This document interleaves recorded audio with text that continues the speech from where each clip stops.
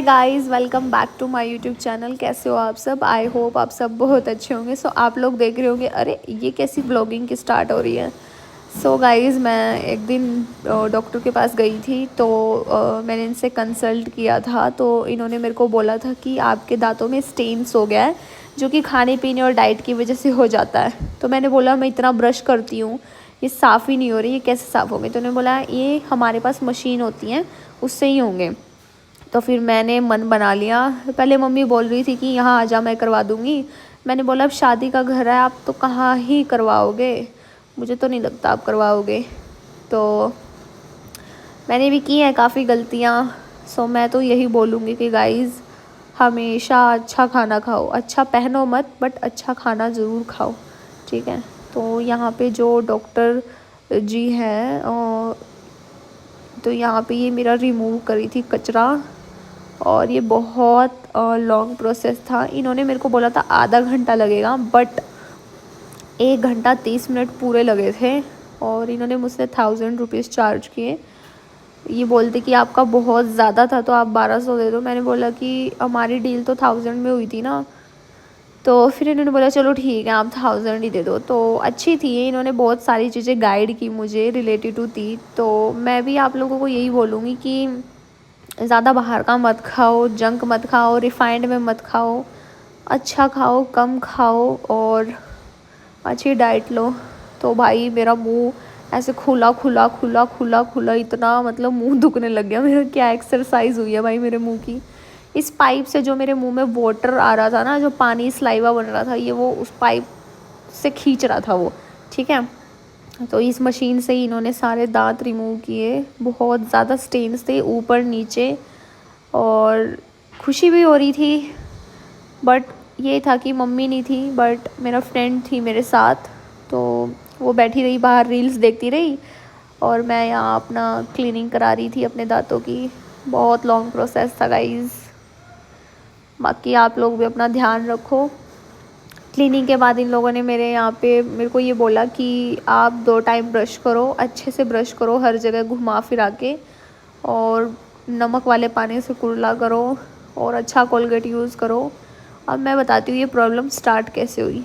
ये problem start ऐसे हुई, मैंने एक यूट्यूबर है, फिट यूट्यूबर, उसके काफ़ी ज़्यादा फॉलोवर्स हैं। तो मैं एक दिन उसकी वीडियो देख रही थी, तो उसने बोला था कि जो हम कोलगेट वगैरह यूज़ करते हैं, इसमें बहुत हार्श केमिकल होते हैं, जिससे हमारे टीथ में प्रॉब्लम हो जाती है। तो मैं आप लोगों को बताऊंगा कि आप लोग ये वाला कोलगेट यूज़ कर लो। तो मैंने वो चारकोल वाला कोलगेट मंगवा लिया। तो मैंने 3-4 महीने वही यूज़ किया। उसके बाद से ही मेरे स्टेन्स होने लग गए, क्योंकि उसमें केमिकल तो थे नहीं। जो हम केमिकल वाला खाना खाते हैं, देखो हर चीज़ में केमिकल है, रोटी में भी केमिकल है। अब जैसे मैं हॉस्टल में रहती हूँ, ठीक है, हॉस्टल में रहती हूँ, तो जैसे घर पे है, घर पे तो गेहूँ को अच्छे से वॉश करते हैं, सुखाते हैं, फिर खुद की चक्की में पीसते हैं या पिसवाते हैं, ठीक है। बट यहाँ पे क्या है, कंकर वंकर निकाले, ऐसे पीस दिया आटा और बना दी रोटी, क्योंकि घर की रोटी बिल्कुल सफ़ेद और यहाँ की रोटी बिल्कुल काली काली। तो डाइट अब ये है कि मैं हॉस्टल भी नहीं छोड़ सकती, क्योंकि सेफ्टी भी देखनी है, और खाना भी नहीं छोड़ सकती क्योंकि पैसे दे रखे हैं। तो मतलब वही है कि रूम लेके दिक्कत आएगी मुझे। बट अभी ये है कि हाँ, यहाँ पे पता ही नहीं चला 1.5 साल कब हो गया।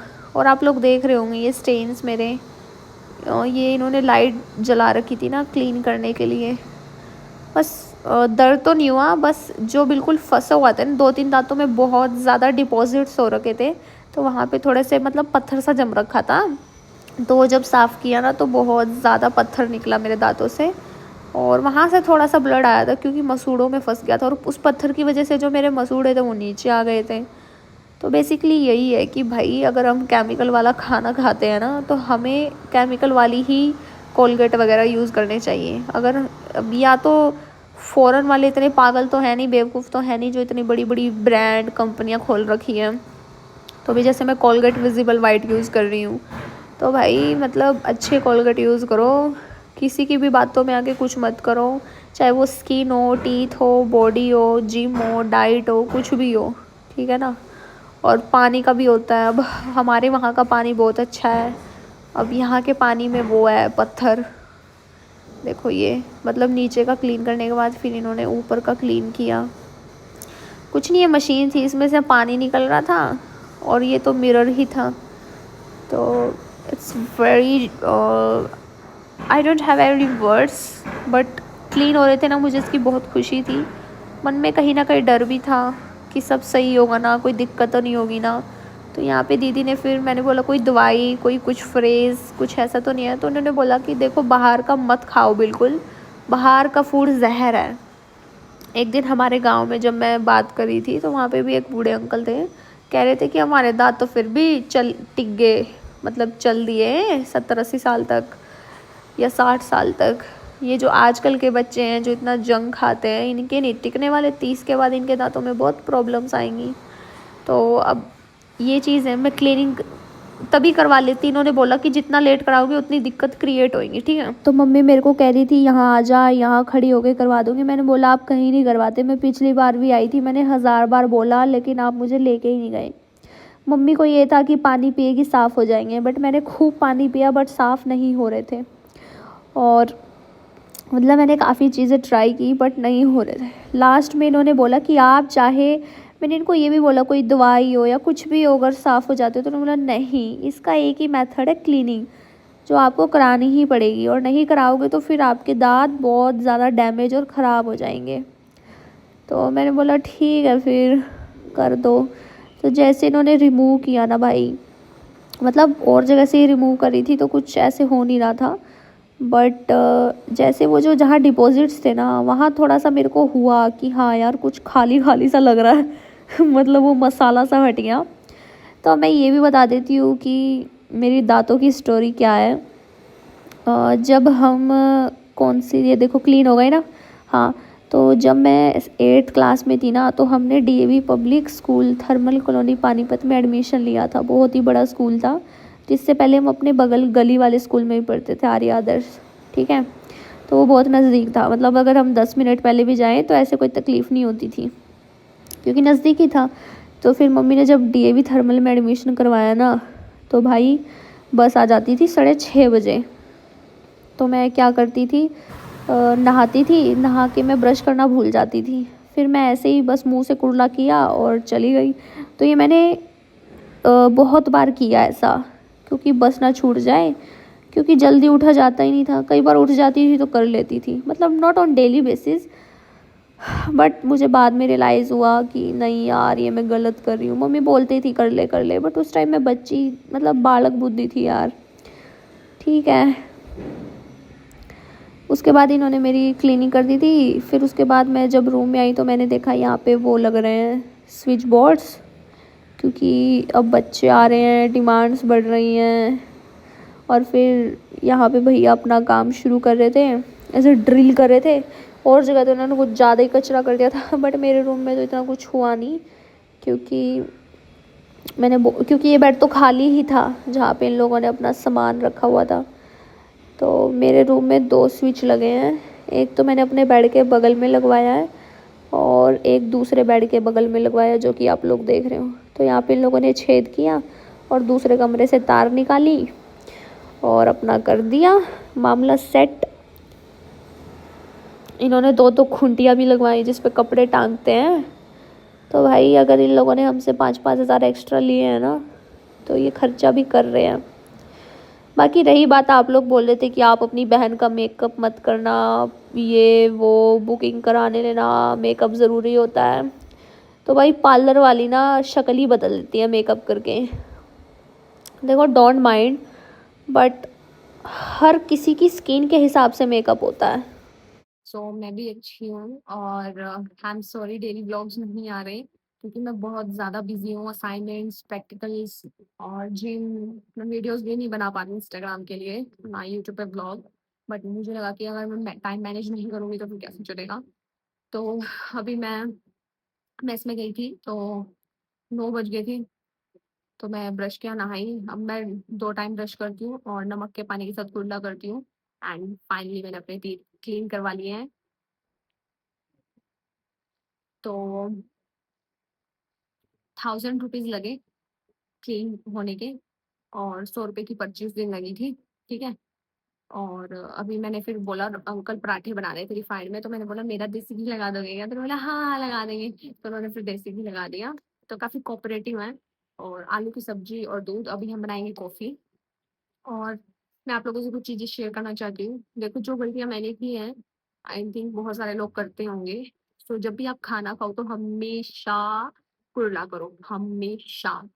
कभी भी स्किप मत करो। दूसरी चीज़, अच्छा कोलगेट यूज़ करो और ऐसे आयुर्वेदिक नेचुरल चीज़ों में मत बढ़ो, क्योंकि हमारा जितना भी फूड है वो सब केमिकल से ही बनता है, ठीक है? तो इतने स्ट्रॉन्ग केमिकल को हटाने के लिए भी तो केमिकल ही चाहिए ना। दूसरी चीज़ ये है कि बाहर का जंक फूड बिल्कुल खत्म कर दो, बंद कर दो। बिल्कुल, कुछ मत खाओ, चाहे हेल्दी हो चाहे अनहेल्दी हो, कुछ मत खाओ। बाहर जाओ तो जूस पी लो, नारियल पानी पी लो, फ्रूट चाट खा लो, वो भी बिना मसालों का। तो जितना हेल्दी, जितना अच्छा खाना खाओगे, उतना अच्छा आपकी गट भी रहेगी और आपके टीथ भी रहेंगे, ठीक है? तो मुझसे कुछ गलतियाँ हुई हैं लाइफ में, तो अब मुझे वो गलतियाँ रिपीट नहीं करनी। तो जब से मैंने टीथ क्लीन कराए हैं, तब से मैंने बाहर का कुछ नहीं खाया। उससे पहले भी मैं अभी जिम जॉइन करी तो मैं कुछ नहीं खा रही, क्योंकि उन्होंने बोला अगर आपको एब्स चाहिए तो आपको अच्छा खाना, अच्छी डाइट खानी पड़ेगी। दूसरा ये है कि बहुत सारे लोग इंडिया सोसाइटी में रिफाइंड तेल यूज़ करते हैं, तो वो भी अच्छा नहीं है। सो अब सबका बजट भी नहीं होता या किसी के पास अवेलेबल नहीं होता देसी घी, तो आई मस्ट से कि आप लोग देसी घी ही यूज़ करो। रिफाइंड और ये तेल-वेल अच्छा नहीं होता हेल्थ के लिए। अभी मैं हॉस्टल में हूँ, मेरी मजबूरी है, बट स्टिल मैं बहुत सारी चीज़ें ऐसे करती हूँ कि अब जैसे परोठे बन रहे थे तो मैंने बोला मेरा देसी घी लगा दो। तो ऐसी छोटी-छोटी चीज़ों पे आप खुद से ध्यान देना पड़ेगा, उनको कोई मतलब नहीं है, आपको खुद से बोलना पड़ेगा। तो चलो यार अभी खाना खाते हैं, मेरा खाना ठंडा हो रहा है और मुझे बहुत अच्छा लग रहा है, मेरे टीथ बिल्कुल साफ-सुथरे हो गए अब। मतलब मैंने व्हाइटनिंग नहीं कराई है, जो मेरे स्टेन्स थे ना मैंने वो रिमूव करवाए हैं। हुँ, और बाकी बातें हम बाद में करेंगे, तो अभी पहले खाना खा लेते हैं, पहले पेट पूजा फिर काम दूजा, काम दूजा।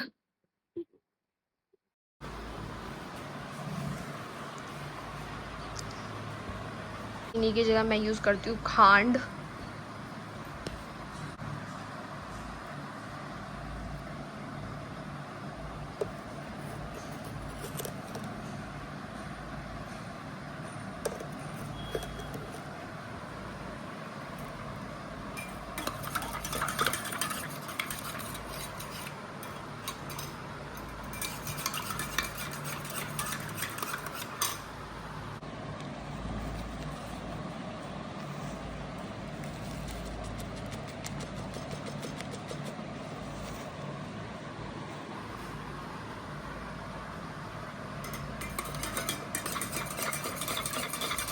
बस बन गई कॉफ़ी। कॉफ़ी बनने में क्या पाड़ा है, गर्म दूध लो, उसमें थोड़ी खांड डालो, थोड़ी सी कॉफ़ी डालो, बस।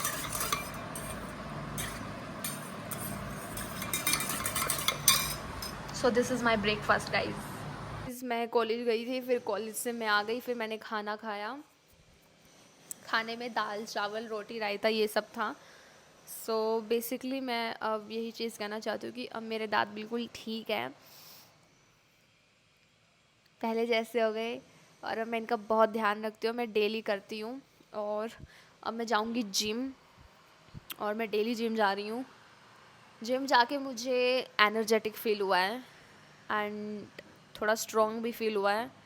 और मेरी थोड़ी स्ट्रेंथ की दिक्कत थी तो वो भी इम्प्रूव हुई है। पहले मैं बिल्कुल, आप लोगों ने देखा ही होगा, 1 किलो का डंबल उठा रही थी। अब मैं कम से कम 2.5 किलो 5 किलो तक का डंबल उठा लेती हूँ।